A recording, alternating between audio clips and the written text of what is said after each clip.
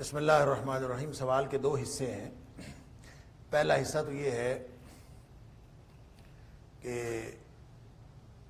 نبی کریم صلی اللہ علیہ وآلہ وسلم نے بھی ہجرت فرمائی تھی، اور ہم نے جو ہجرت یہاں ہمارے بزرگوں نے کی 1947 میں اور یہ پاکستان بنا، ہم 14 اگست کو اس کی سیلیبریشنز کرتے ہیں۔ تو نبی کریم صلی اللہ علیہ وآلہ وسلم نے بھی کوئی اس ہجرت کو منایا تھا یا اس کو سیلیبریٹ کیا تھا، تو ان کا کیا طریقہ کار تھا؟ سوال کا پہلا حصہ تو یہ ہے، اور دوسرا حصہ یہ ہے کہ اس موقع پر ہم سبز ہلالی پرچم یا مختلف قسم کی تحریر والے لباس پہن لیتے ہیں، جس کے اوپر انڈیپینڈنس ڈے یا اس طرح کا کوئی الفاظ لکھے ہوتے ہیں، اور انہی کپڑوں کے ساتھ پھر ہم نماز پڑھتے ہیں۔ کیا وہ نماز ہو جاتی ہے؟ یہ دو سوالات ہیں۔ جہاں تک دوسرے سوال کا تعلق ہے، میں دوسرے سوال کا جواب پہلے دے لوں اور پہلے کا ہم بعد میں، چونکہ اس کو تھوڑا تفصیلی ہے۔ جہاں تک دوسرے سوال کا تعلق ہے کہ کپڑے پہنے ہوئے ہوں، اس کے اوپر کوئی ایسی تحریر لکھی ہوئی ہو اور اس کے ساتھ نماز ہو جاتی ہے، تو نماز ہو جانا یا نہ ہونا نماز کے منافی تصویریں تو ہیں، لیکن کوئی تحریر نماز کے منافی ہے، وہ صرف وہ تحریر ہوگی جس کے اندر کوئی شرکی الفاظ لکھے ہوئے۔ اگر ایسا کچھ نہیں ہے، کوئی شرکی الفاظ بھی نہیں لکھے ہوئے، تو کوئی بھی کپڑے کسی بھی رنگ کے پہنے ہوئے ہیں، سوائے ایک رنگ جس کو آپ جوگیا رنگ کہہ سکتے ہیں، وہ نبی کریم صلی اللہ علیہ وسلم نے زرد رنگ منع کیا ہے، اس رنگ کے علاوہ اگر کوئی کپڑے پہنے ہوئے ہیں، مردوں کے لیے وہ رنگ میں منع کیا ہے، اور اگر اس کے علاوہ کوئی بھی رنگ کے کپڑے پہنے ہوئے ہیں اور اس کے اوپر کوئی اگر چھوٹی موٹی تحریر لکھی ہوئی ہے، تصویر نہیں بنی ہوئی، کسی جاندار کی تصویر نہ ہو، تو وہ اس میں نماز ہو جاتی ہے۔ کوئی شرکیہ تحریر نہ ہو تو اس میں نماز ہو جاتی ہے۔ اس کے نماز نہ ہونے کی میرے پاس کوئی دلیل نہیں ہے، واللہ اعلم بالصواب۔ جہاں تک پہلا حصہ ہے سوال کا کہ اس کو کیسے منانا چاہیے، پہلی تو بات یہ ہے کہ نبی کریم صلی اللہ علیہ وسلم نے اپنے ہجرت کا دن کبھی نہیں منایا، اس کو کبھی سیلیبریٹ نہیں کیا، اس کو کبھی عید کا دن نہیں بنایا۔ عیدیں دو ہی ہمیں دی ہیں، ایک عید الفطر ہے اور ایک عید الاضحیٰ ہے۔ اس کے علاوہ نبی کریم صلی اللہ علیہ وآلہ وسلم نے البتہ وطن کے ساتھ محبت کا اظہار کیا ہے۔ آپ جب مکہ سے تشریف لے جا رہے تھے تو آپ نے مکہ کو خطاب کر کے فرمایا تھا کہ اے مکہ، مجھے تم سے محبت ہے، اگر مجھے یہاں سے نکالا نہ جاتا تو میں یہاں سے کبھی نہ نکلتا۔ یعنی نبی کریم صلی اللہ علیہ وسلم نے اپنے وطن مکہ مکرمہ کے ساتھ محبت کا اظہار فرمایا۔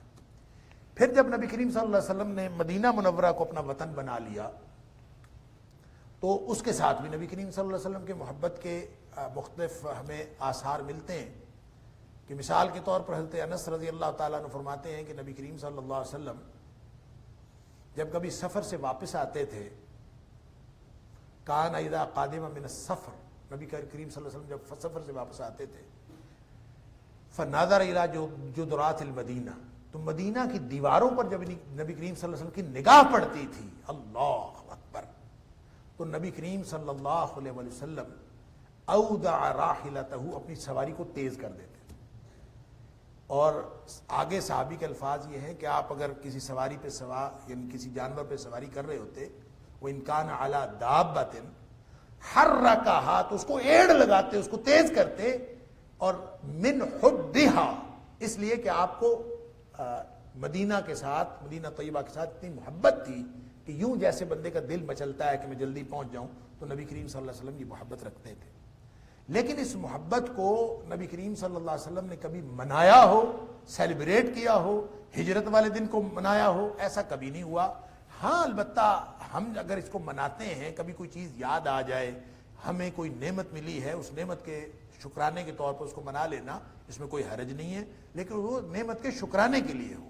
اور نبی کریم صلی اللہ علیہ وسلم آپ کو جب بھی کبھی کوئی کسی نعمت کا خیال آتا تھا یا جب نعمت کی خوشخبری دی جاتی تھی، تو میں نے اپنے درس میں بھی بات عرض کی کہ حضرت انس رضی اللہ تعالیٰ فرماتے ہیں کہ جب بھی آپ کو کوئی اچھی بات کی خبر دی جاتی، بشر بحاجۃ، کوئی ضرورت پوری ہو گئی ہے، کوئی مسئلہ حل ہو گیا ہے، کوئی بھی خوشخبری نبی کریم صلی اللہ علیہ وسلم کو ملتی، فخر ساجدن، تو آپ سجدہ شکر بجا لاتے تھے۔ تو اس کے لیے 2 نفل نماز پڑھنی چاہیے، یہ شکرانے کا بہترین طریقہ یہ ہے۔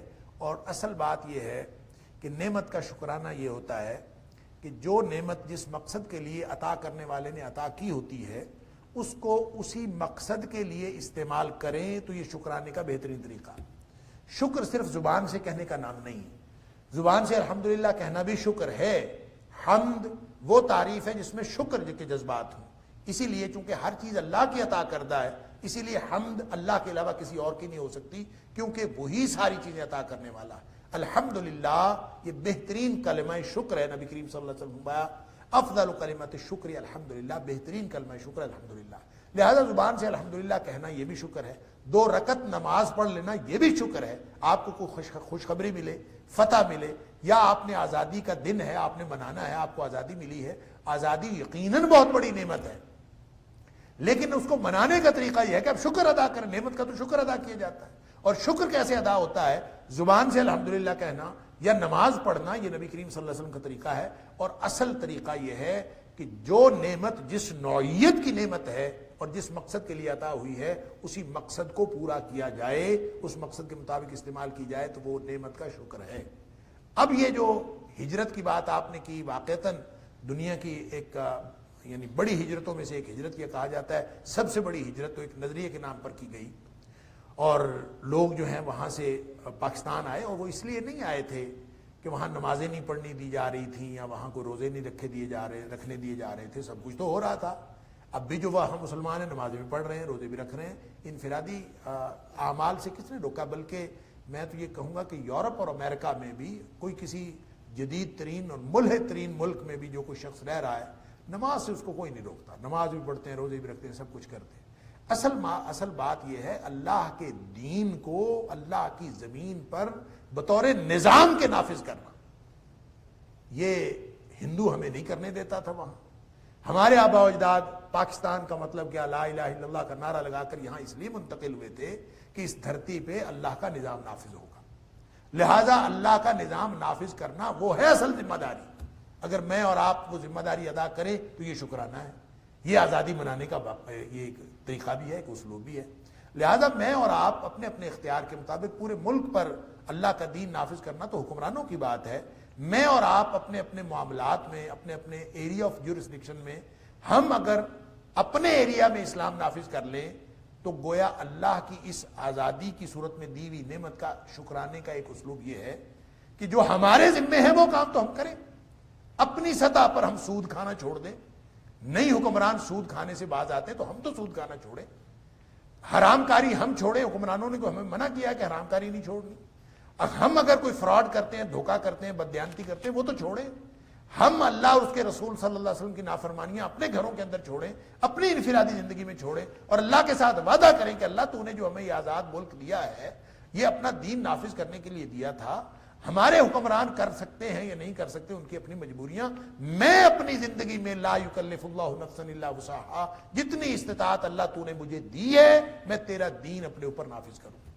گھر میں اختیار ہے، گھر کے اوپر دین نافذ کریں.